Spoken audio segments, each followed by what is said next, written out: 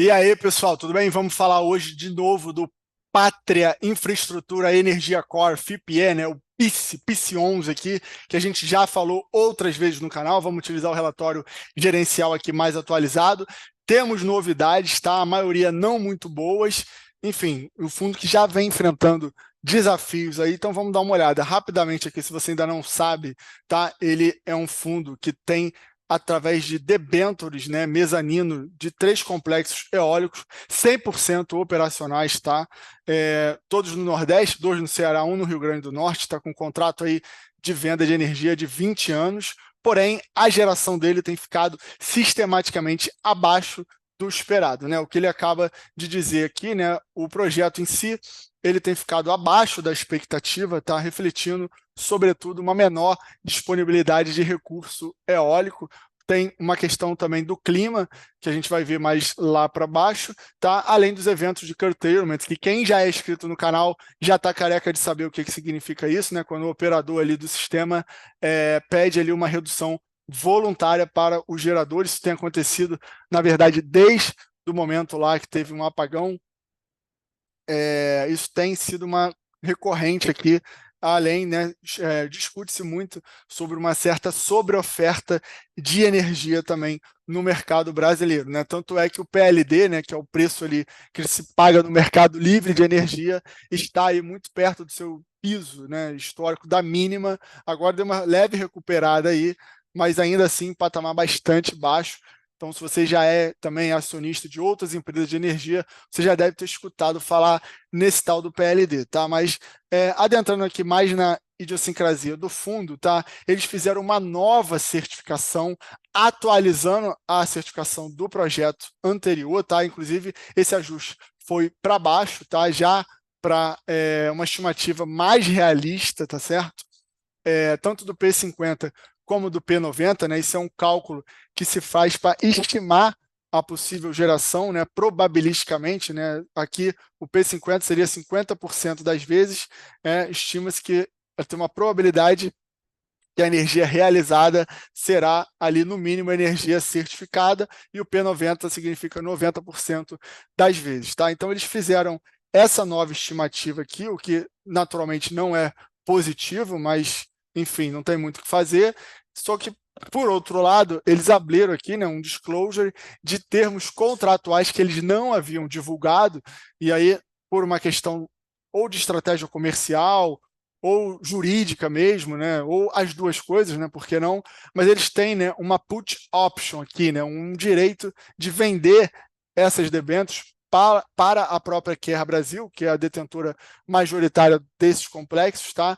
Esse é um fundo que tem exposição através de dívida, tá? Ele não está correndo o risco do equity, isso precisa ficar claro, pelo valor nominal aqui atualizado das debêntures, tá certo? Então, esse direito ele está disponível, né, entre 2028 e 2032, e se não exercer nesse direito, ainda tem também o direito de exercer em 2036 e ou 2037.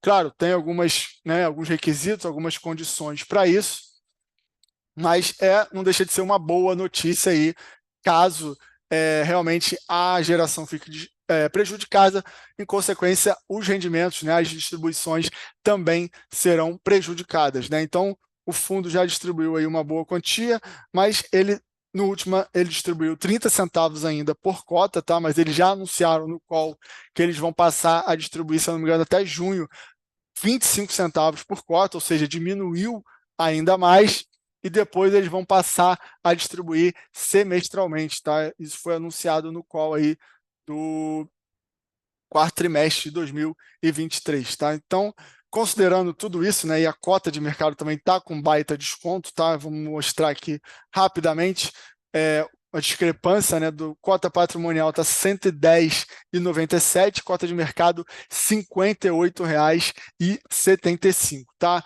Para a gente já estar aqui, vamos falar logo, o fundo não tem taxa de performance e a taxa de administração e gestão é 1,30 sobre o patrimônio. Patrimônio, né, a gente já viu, está com bastante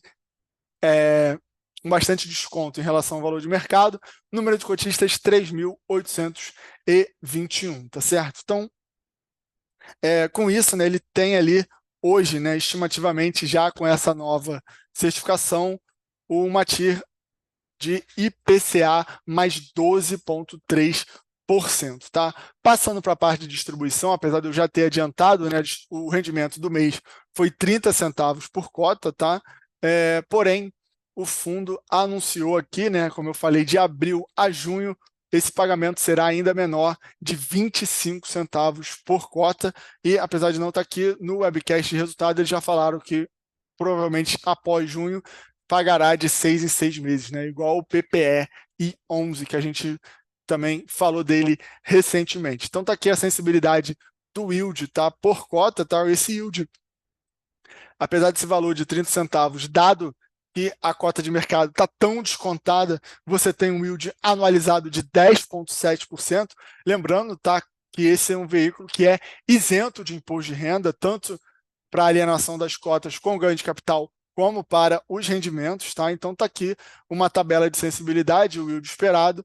Na data de fechamento aqui desse relatório, você estaria, né, levando um yield aí de 10,7%, absolutamente isento, tá? Então, está aqui um pouco do histórico da distribuição, né? A gente vê que foi caindo aí, né? Passou de 75 para 60, isso já fez a cota também sofrer bastante, agora caiu mais ainda para 30 centavos e vai cair mais para 25 centavos, tá? Então aqui, como eu falei, né, tá com desconto meio bizarro em relação ao valor da cota patrimonial, né, 30 centavos que distribuiu, yield de 10,7, né?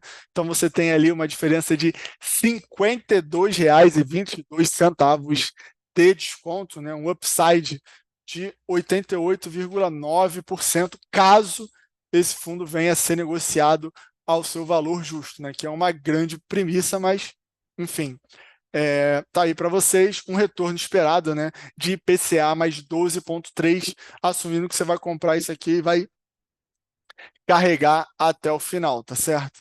Então, né, ali em cima a gente viu o dividend yield implícito, aqui a gente vê a TIR implícita, que é de IPCA mais 12,3, e aqui tendo, né, uma variação a depender ali do valor que você vai comprar no mercado, tá certo? Então, o portfólio aqui dos ativos, né, operacionalmente, você vê, né, essa linha pontilhada aqui, né, deveria não, né, é normal alguma oscilação, tá? Mas você precisa que ela fique mais dentro, né, dessa faixa cinza aqui do que fora, até que esse ativo aqui não está tão discrepante assim, embora março, né, teve uma geração bem abaixo ali do esperado, tá? A taxa de disponibilidade, quanto mais próxima de 100, também geralmente não dá 100, dá 99, né? Uma taxa excelente seria ali de 99,5, quase para cima, aqui 96, mas muito afetada aqui pelos eventos de curtailment em relação à taxa de disponibilidade, tá? Diga-se de passagem que, apesar de todos os problemas que o PIS vem enfrentando, né, precisamos ser justos aqui, e não se trata, né, assim, de um erro da gestão, né? Você tem o recurso eólico, que é um recurso volátil, né, energia renovável, todas elas são voláteis, né? Você não tem como garantir que vai chover, que vai fazer sol, que vai ventar, enfim. E aí é isso, tá? Então, o outro ativo que também fica no município de Traíra, Ceará, com 97,8 de disponibilidade, também afetado pelos eventos de curtailment, e também abaixo aqui da geração esperada em março, tá certo? E o Afonso Bezerra aqui também, que já vem desde dezembro gerando bem abaixo também da geração esperada, né, com 98,7% de disponibilidade, tá? Aqui, só para você ter uma ideia do clima, né? Em geral, o El Ninho é benéfico para ele, né? Porque você está um período mais seco. Em geral, você tem mais vento quando menos chove, tá? Então, aqui, né, desde 92, essa barra em azul seria o período positivo, né? E a barra aqui em cinza seria um período mais negativo. E, claro, dentre esses períodos você tem uma média, e a gente já vinha, né, de um período negativo há bastante tempo, né, com a influência do Laninha. Estimou-se aí que esse ano até prejudicou, de fato, o El Ninho algumas plantações aí na questão agro, mas ele não foi, parece, né? Eu não sou aqui um especialista em clima, mas pelo que a gente ouviu e, enfim, pelo que o gráfico aqui está mostrando, me parece que esse El Niño ainda não teve a força, e eu não sei se ele vai se manter de modo persistente para a gente inverter essa curva aqui né, e essa barra voltar a ficar azul, tá certo? O fundo aqui, adicionalmente, ele trouxe algumas informações financeiras que ele não havia trago nos outros relatórios, tá? Então, apesar desse problema de geração, a receita líquida cresceu na comparação de 22 com 23, o EBITDA cresceu, o fluxo de caixa também cresceu, tá?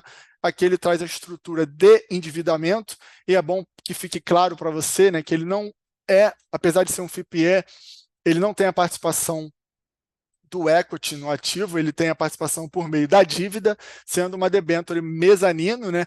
A dívida que tem prioridade, né, senioridade, que o mercado chama, é a dívida do BNB, que é paga primeiro, né, com os recursos, né, com o fluxo de caixa que o complexo eólico gera. Então, primeiro paga-se o BNB, depois paga-se o Pátria e o acionista. Eles têm, inclusive, um mecanismo de cash sweep, que é, né, quando você está numa geração ali mínima, o percentual que vai para o PIS, ele é proporcionalmente maior do que uma divisão quando a geração de caixa é a esperada, tá certo? Então, o que acontece nesses instrumentos, né, de dívida da forma como foi colocado? Além desse mecanismo, né, de cash sweep e do put option, né, que a gente não sabia que existia, que ele veio com essa novidade que é positiva, tá, para o cotista. Agora você tem uma estrutura em que a amortização vai acontecendo, né, a principal ali vai acontecendo, só que ela está atrelada também à geração de fluxo, né, de caixa, e aí quanto menor essa geração, né, proporcionalmente vai maior para a dívida, né, e acaba sobrando menos para o PIS e para o próprio acionista, né, mas como é um título, né, uma debênture com valor já de IPCA mais uma taxa, e é uma dívida, não é uma questão de equity, esses juros que não estão sendo pagos agora, né, eles vão acruando aqui, isso que significa os juros acruados, então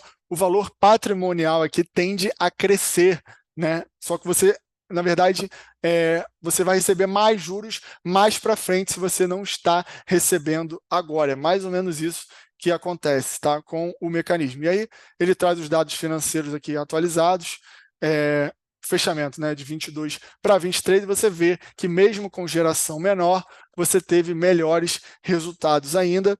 Isso se dá porque você vai amortizando, né? Aliás, isso é uma característica dos projetos de infraestrutura, né? Você tem um pagamento de dívida muito forte, né, no período, mas depois de um certo tempo, né, você consegue ter realmente, né, uma curva ali ascendente em geração de caixa. Não é à toa que, né, muitas dessas empresas também de energia são boas pagadoras de dividendos, tá, pessoal? Então, muita informação aqui realmente dessa vez desse relatório, né, com algumas novidades aqui. Eu diria que a principal novidade é a questão desse mecanismo aqui, né, essa put option que a gente não sabia que tinha, tá? O que é bom, teve a atualização aqui para menos, né, da geração esperada, já trazendo mais para a realidade. Você teve diminuição de dividendos, né, no curto prazo, e por hoje era isso, tá? Não sei se você conseguiu entender tudo, deixa suas dúvidas aí se você ainda tiver, e claro, não deixe de se inscrever no canal para ficar ligado aí sobre os FIPs e IEs. Se você gosta dessa área de infraestrutura, aqui a gente também fala de FIAGRO, fundo imobiliário e outras coisas mais. Grande abraço, deixa um like aí também para dar uma moral, né? Pelo amor de Deus.